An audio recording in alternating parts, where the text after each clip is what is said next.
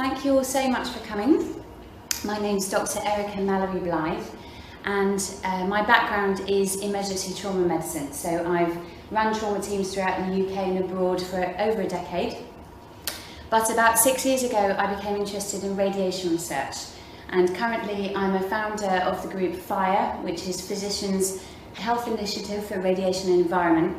The reason that we're doing this presentation today is to increase awareness really about the use of electromagnetic fields, particularly in a school environment and around children. And this is a certificate that some of you may be familiar with, but I'm guessing most of you won't. This was issued by the World Health Organization in 2011 via IARC, which is the International Agency for Research on Cancer. And what this certificate says is that microwave radiation or radio frequency radiation is classified as a group 2B carcinogen. That means possibly cancerous to humans. And when somebody asks me in medicine, is this safe? I have a quick think to myself, has it seen one generation through? Because if it hasn't, I don't think you can fully answer that question. And some scientists would argue you can't actually answer that question until it's seen several generations from cradle to grave. So this enormous change has happened extremely fast. And the part of the spectrum that I'm going to focus on today is the microwave part that you can see towards there on the left, the longer wavelengths. The higher frequencies over here, X-rays, gamma rays, ultraviolet as well, are ionizing radiation. So they can knock electrons out of their shells, and that's one of the ways in which they do damage leading to, for example, cancer. Everything below that can't do that. It's not ionizing. So it has different ways of interfering with biology, and we'll come on to those. But the types of devices that emit this kind of radiation are numerous, they're huge, and this is a very small sample of common everyday ones, certainly ones that you would find in a school. I'm just going to briefly help you to imagine a real life situation where we might have a teacher sat at her desk and she will possibly have a tablet. And then she's got a lot of children sat in front of her, and they may also all have tablets, all of which are emitting their own fields. And we might have a radiator here to keep them warm, and a filing cabinet, let's say. She might have a phone in her handbag, and of course there's a Wi-Fi router somewhere. Let's pop it back here. But each one of these devices is emitting its own field, each one. And you'll know from your GCSE physics all about constructive interference and the fact that if you get two waves which look the same and they synchronize with each other, then the additive effect can be a wave that is amplified. So this creates hotspots that you can't predict. And not only that, but you might get some reflection of these metal surfaces, your filing cabinet, your radiator, and it all gets extremely complicated in there. Not only that, but of course it's not two-dimensional like that, it's three-dimensional because these have floors above them and to the sides, so everything is overlapping in a way that leaves us in a situation where we can't really say anything about the intensities of those fields unless we measure every single spot in the room. Looking at a cellular level, one of the things that we know happens is that this kind of microwave radiation can increase calcium movement through the wall of the cell, the membrane. And that can set up, this is a nitric oxide cycle, which produces something called reactive oxygen species. You don't need to understand what that means, but it's a process called oxidative stress, and those ROS, or reactive oxygen species, damage tissue. So when they're produced, they're what contributes to the aging process, and they can induce cancer.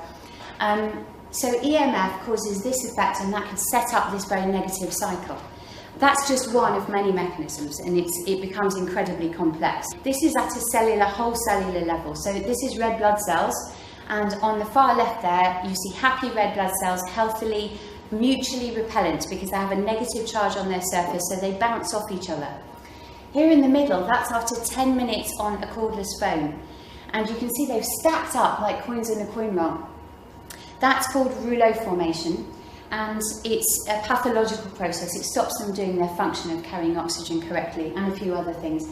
And you can see the same thing after 70 minutes at a Wi-Fi enabled computer.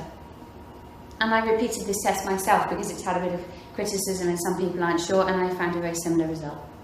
So We've looked at inside cells and cellular levels, and now when we put all those cells together we get systems like the heart system or the lung system. And I'll start with the nervous system because that's highly electrically dependent. What we know is that this type of EMF can stimulate your fight and flight nervous system. That's your run from a lion nervous system. You evolved to be able to kick that into action so you could release adrenaline and fight or fly. And it doesn't have to be a conscious trigger like a lion to cause that. This kind of EMF causes it even though you're not aware of it. And you can imagine that if you're exposed all the time, that nervous system is having to fight inside your body all the time. And the energy for that has to come from somewhere. You have to pay for that. And you pay with the kind of reverse of that, which is your parasympathetic nervous system, your rest, digest, grow, nurture, heal system. For short periods of time, like when you're running from a lion, that's very sensible and it's fine. But if you do that continuously over a long period of time, then your body will not be able to do things like repair its immune system. In addition to that, there are a few other hostile threats to your immune system from this kind of radiation. One of them is suppression of melatonin production. Melatonin is your body's most potent endogenous from inside the body antioxidant, or it means anti-aging or cancer-fighting agent.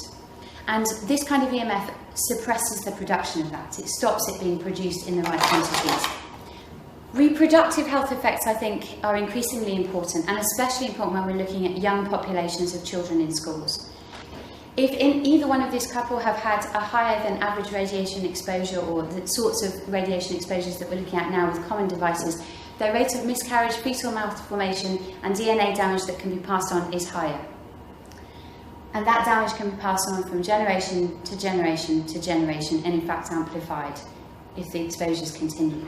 Thank you to C4ST via Stop Smart Meters for this little video looking at happy sperm, not exposed to anything, looking healthy. They look like you'd expect a sperm to look, like a small tadpole, and then sperm exposed to some cell phone radiation. They don't look like good swimmers to me. That's only 12 hours.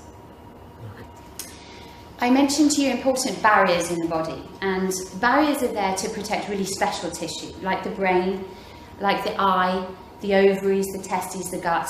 And this is the brain of a rat that's been exposed to only 2 hours of cell phone radiation, at less than the allowable guidelines. All of the brown staining that's there is a substance called albumin. It's a protein, and it should be inside the blood. It should not have leaked out into the brain tissue where it can damage neurons, as it has in this case. But what I find really interesting about this brilliant research by Leif Salford is that this happened in its greatest intensity at a lower intensity of microwave radiation. This type of radiation causes oxidative stress. There's a massive number of papers now, and the vast majority, like 80% plus, show a positive effect that we are causing oxidative stress with that kind of radiation. I've talked through a small number of a very large amount of literature. So it's a drop in the ocean really, but we're all fighting cancer every day of our lives. On a molecular level, there's DNA breakages and little problems all the time, but we have lots of fail-safes and ways of correcting that damage and fixing it as it occurs. The problem is, this type of radiation causes more damage, but also it decreases our ability to repair that damage. It saturates repair mechanisms. So you can imagine that this balance that we're supposed to have, if the damage goes up and the repair capacity goes down, it won't be long until you slip into a type of disease process. And these are all linked with the EMF exposure in the literature, but very loosely on the left, this is things that might be more likely to affect a child, and on the right, things perhaps more likely to affect an adult. Children are more vulnerable, and there's a really long list of reasons for that, but this is just a few. I mentioned shielding of the skull, and they have thinner skulls, so less shielding. Their brains have a higher water composition, so they absorb radiation far more efficiently. Their heads are smaller, so they're more fully enveloped by the fields, and their nervous system and reproductive system and all their other systems are still developing. And some statistics, a 5-year-old can absorb 60% more microwave radiation, and the exposures in their bone marrow can be up to 10 times greater. We would expect that the products that we're giving them and we're using ourselves were pre-market safety tested for health. the best testing that's been done on these kinds of devices that emit this kind of radiation was done on cell phones, because that was the first thing that we got. And they tested cell phones for safety on SAM. SAM stands for Standard Anthropomorphic Mannequin, and he represents the 90th percentile of military recruits. He has a body weight of 100 kilograms. So he bears no resemblance to your child, but actually also not your wife, and he's even not representative of an average man, because an average man weighs 70 kilograms. So this was an unusual choice for safety testing. And you can see here penetration compared with the brain of a 5-year-old compared with an adult is penetrating far more deeply for all the reasons that I initially pointed out. And we are seeing a rise in brain tumours. This is young people. This is people under the age of 30, and it's temporal and frontal lobe tumours that we would potentially associate with cell phone use. So what must we do? So defensible protection. What would stand up in a court of law if you were saying, I did the right thing? I knew the dangers, I was being conscientious, I was trying to protect my child. In my opinion, that means removing RF. Because just like with lung cancer, there are no half measures. Giving your child a low-tar cigarette isn't the right thing to do. But switching off devices obviously stops them emitting. You can do that straight away. Using aeroplane mode stops them emitting.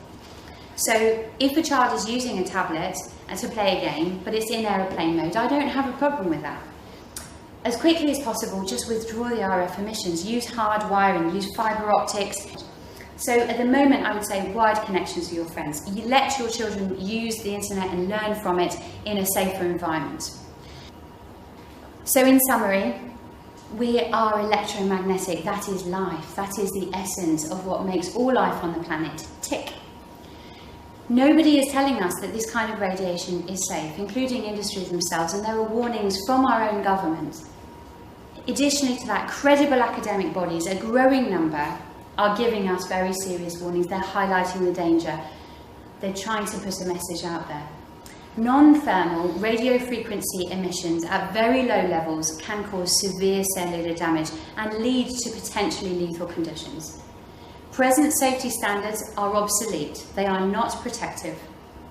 And your child's health, as well as your own, is in your hands. There are steps that you can take to change this and to improve the environment for yourself and your children. Alternative internet solutions exist, so this doesn't mean stopping your child having a technological experience at school or learning in the way that we want them to secure their future. Thank you so much for listening to this very long talk, and I've got to thank so many colleagues. I can't put them all on this slide, but so many different professionals around the world are contributing to this. So thank you so much.